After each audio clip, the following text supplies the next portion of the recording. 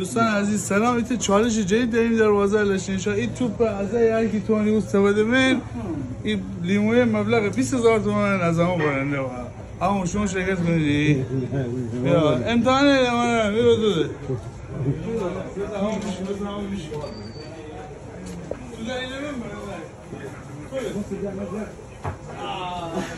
آقا بیسم بزن آقا بیسم 20000 تومان داشتیم.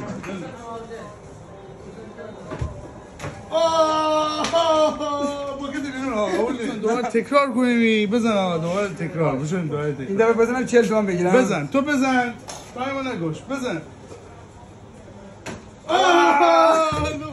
بلد اینجا 20000 تومان برده آخیا نفی داخل 20000 تومان برده بیا الله دو وقتی کی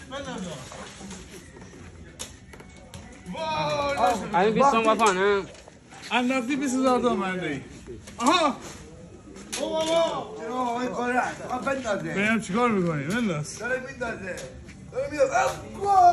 وای نش بندازه آسیان تندرو. وای تیرک اونم 20000 تومان برده. وای نو توپ منهدم آورده اما زور توپ نه. شیرین پرتغال 0 تومان برده. آشینی برای توپ دوم. بریم تو ده آجا بذاری 20000 تومان برده.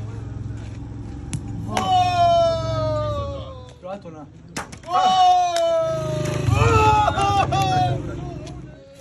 بگیر بریم بلد بگیر 20000 بگیر.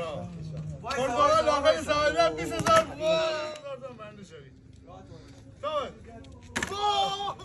وای نشد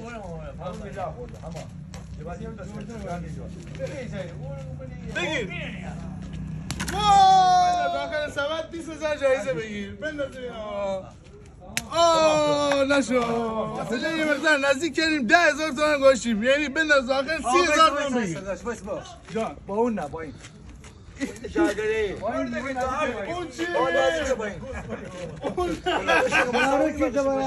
اون که راحت میندازه.